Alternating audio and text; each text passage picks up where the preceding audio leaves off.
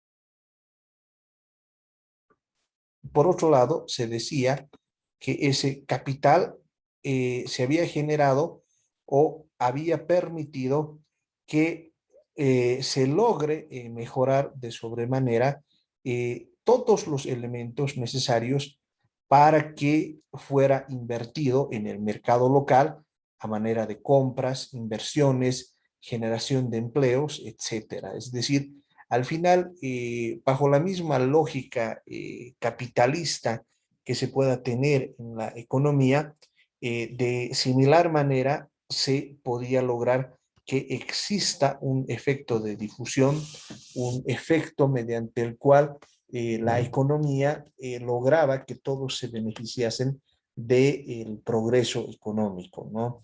En otras palabras, aun cuando hubiese desigualdad, y de hecho la justifican, ¿no? Porque ellos dicen, lo que pasa es que el incentivo para producir, para generar más economía, precisamente nace de la desigualdad.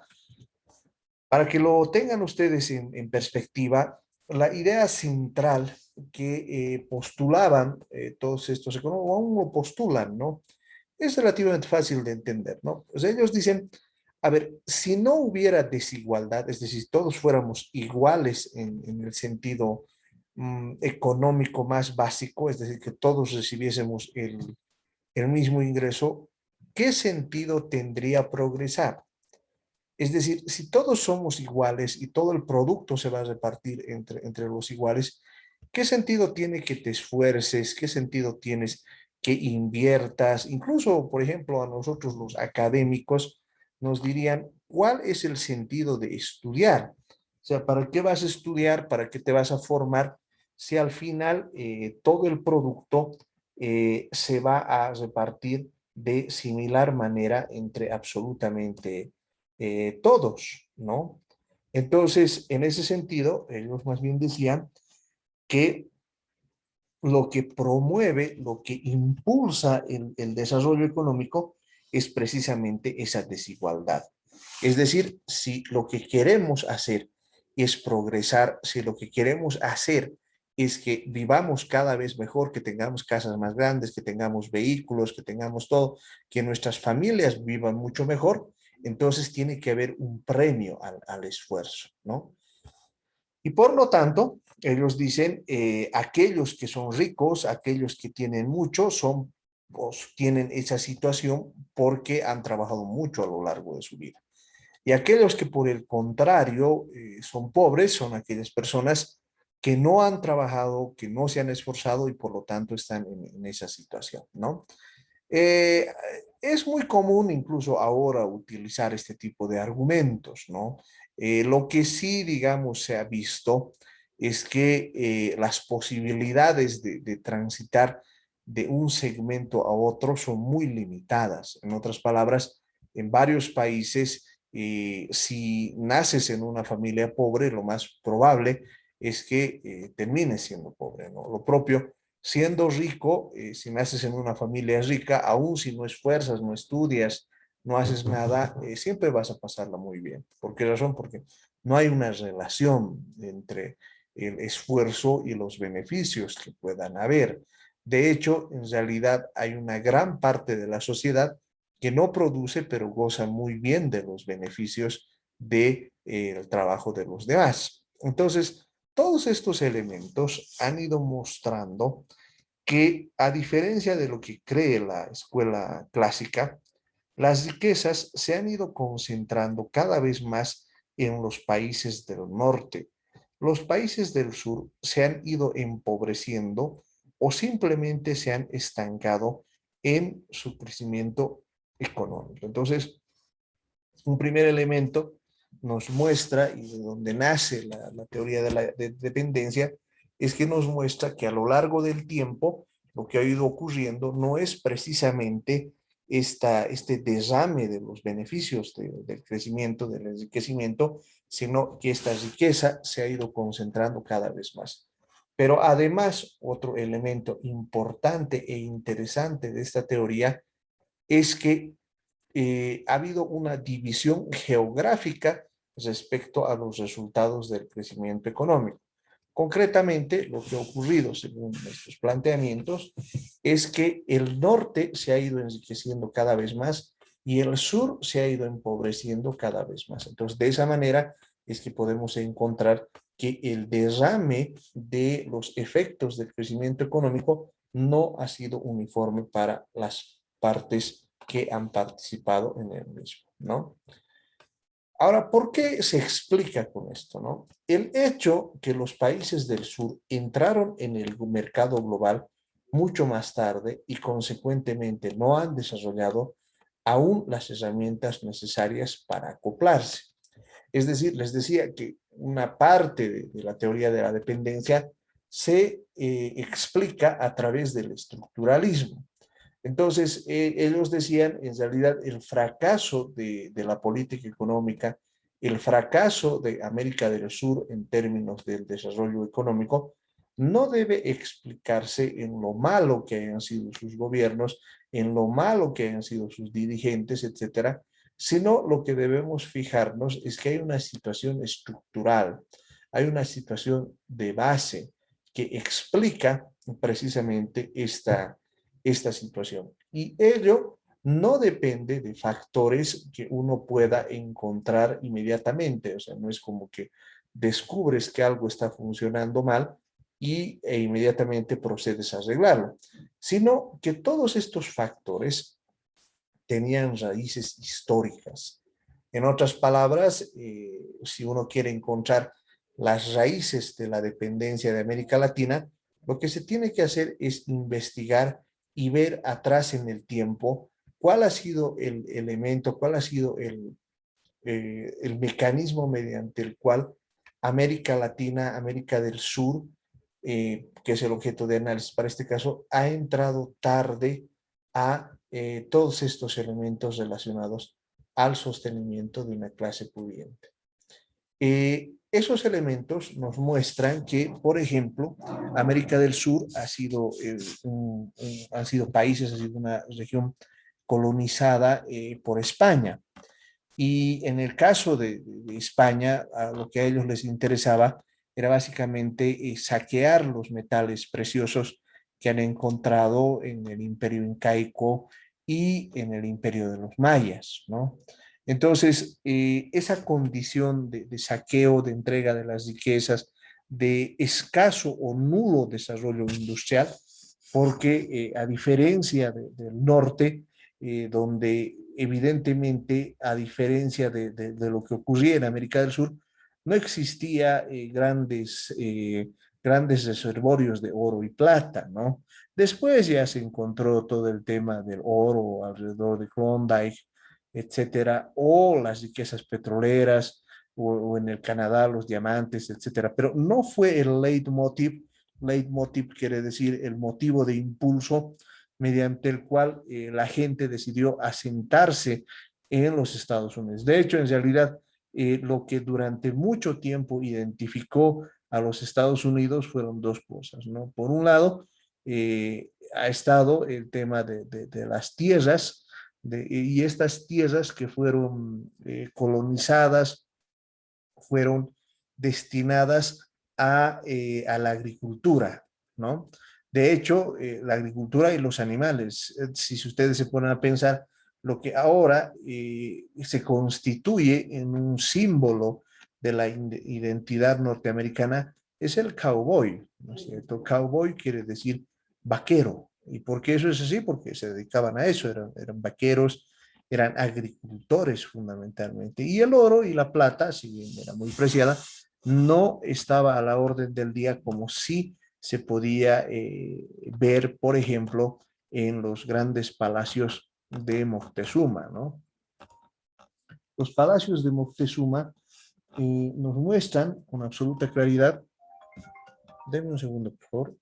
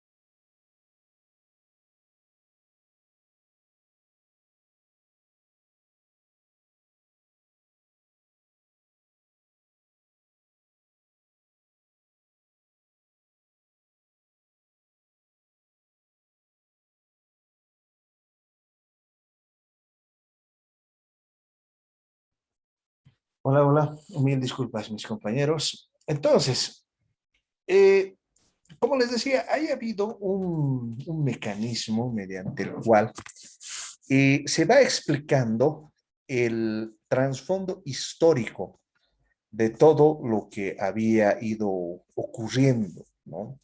Es decir, no es que, y esto es importante verlo, no había un sentido en la culpa de los malos gobiernos, en, en que se haya aplicado mal tal o cual política, sino que planteaban, y esto era lo importante, que había elementos históricos que mostraban cómo se había estructurado precisamente la economía, ¿no?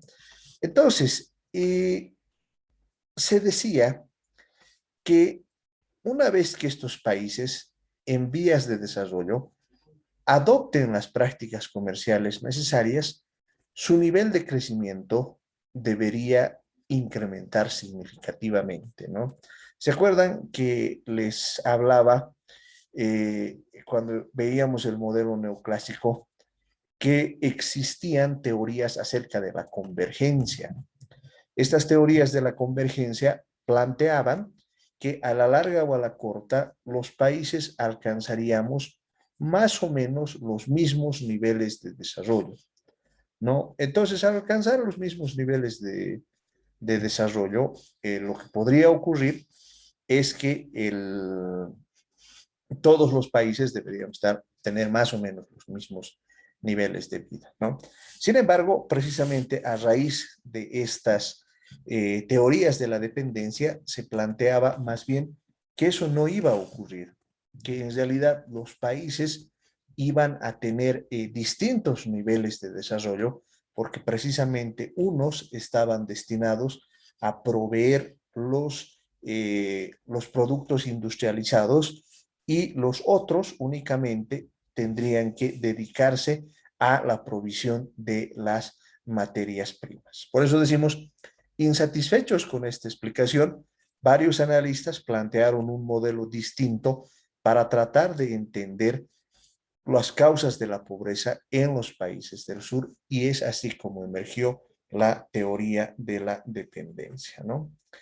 Y como vemos, ¿no es cierto? En realidad, en este caso, vemos un millonario sentado en la espalda de un pobre y vemos a un supuesto científico diciendo interesante, la distancia entre ricos y pobres es más pequeña que lo que creíamos. Claro, o sea, una pequeña distancia, pero en el fondo hay una relación de dominio, ¿no? Eh, por eso se planteaba que la pobreza de los países del sur se debe a condiciones históricas que han estructurado el mercado global de tal manera que favorece a los países del norte y mantiene a los países del sur en un estado constante de pobreza. En otras palabras, lo que se plantea en esta teoría es que no es que la pobreza se tenga que eliminar per se, sino que esa pobreza es consustancial, es una pobreza que tiene que manejarse como algo inherente al sistema. Entonces, al ser consustancial, al ser algo inherente al sistema, convive con la riqueza de los países más adelantados. Y al convivir con la riqueza de los países más adelantados, llegas a la conclusión de que la riqueza de ellos se explica fundamentalmente por la pobreza que tenemos acá. En ese sentido, se plantea que los países del sur han servido como proveedores de materia prima para los países del norte y a cambio han sido receptores de aquellos productos terminados que ya han saturado los mercados del norte, sirviendo así como una válvula de escape para las economías desarrolladas. En otras palabras, nosotros proveemos materias primas como gas, cobre, minerales, soya, etcétera, ¿no? Y los países del norte nos dan a cambio productos industrializados que ya no pueden vender dentro de sus economías. Entonces, sobre esa base se establece un mecanismo mediante el cual funciona la economía desde el punto de vista estructural, ¿no? En ese sentido, las ganancias de los países del norte se convierten en pérdidas relativas para los países del sur y crean un vínculo de dependencia en el que las economías del sur dependen de la voluntad de compra de los países del norte, y así es como funciona todo el mecanismo. Esta relación es generalmente conocida como centro-periferia, en la que los países del norte representan el centro y los países del sur la periferia. Entonces, ¿en qué consiste la teoría de la dependencia? La teoría de la dependencia está compuesta por 4 puntos fundamentales. Primero, desarrollar una considerable demanda interna efectiva en términos de mercados nacionales. En otras palabras, se dice que estos mercados se mantienen pobres precisamente porque proveen de mano de obra barata a las grandes transnacionales y abaratan los precios de las materias primas. También se basa en el reconocimiento que el sector industrial es importante para alcanzar mejores niveles de desarrollo nacional, especialmente porque este sector genera mayor valor agregado a los productos en comparación con el sector agrícola, ¿no? Es decir, en vez de únicamente especializarnos en todo lo que significa el sector primario, el sector agrícola, para volver y recordar lo que hemos visto con la matriz de Leontief, en todo caso se busca hacer que haya una mayor industrialización del país. Como tercer elemento, plantea incrementar los ingresos de los trabajadores como medio para generar mayor demanda agregada dentro de las condiciones del mercado nacional. Entonces, en ese sentido, aumentar los salarios es una buena vía para lograr esto. Y de promover un papel gubernamental más efectivo para reforzar las condiciones de desarrollo nacional y aumentar los estándares de vida del país, ¿no es cierto? Es decir, se plantea un intervencionismo estatal más efectivo que permita un mayor desarrollo de los países, ¿no? Ahora bien, ¿qué corrientes teóricas se pueden encontrar al respecto? En estas corrientes teóricas es importante considerar que la especialización internacional asigna a las economías periféricas el papel de productores exportadores de materias primas y productos agrícolas y consumidores importadores de productos industriales y tecnológicamente avanzados. La monopolización de las economías centrales permite que los desarrollos tecnológicos se traduzcan en aumentos salariales y de precios, mientras que en la periferia se traducen en disminuciones de precios. Es decir, de una forma funcionan los países del norte y de otra enteramente distinta los nuestros. La expansión económica tiene efectos diferentes sobre la demanda de productos industriales y la de productos agrícolas, ya que su elasticidad respecto a las rentas es diferente. Cuando los países de la periferia crecen económicamente, sus importaciones tienden a aumentar más rápidamente que sus exportaciones. Bien, a ver, hasta ahí, mis queridos alumnos, ¿alguna pregunta, alguna duda, algo que no haya quedado claro? Voy a proceder a activar los micrófonos.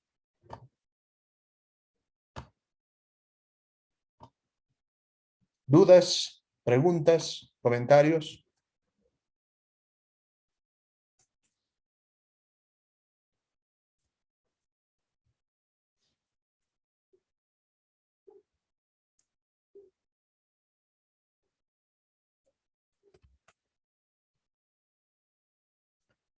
Muy bien, Adriana. Entonces quedaríamos acá y esto lo voy a subir a el Classroom para que lo repasen.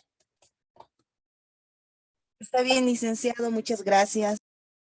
Listo, muchas gracias. Nos vemos el día jueves. Hasta luego, licenciado. Hasta luego, Lice. Hasta luego, licenciado. Gracias. Hasta luego.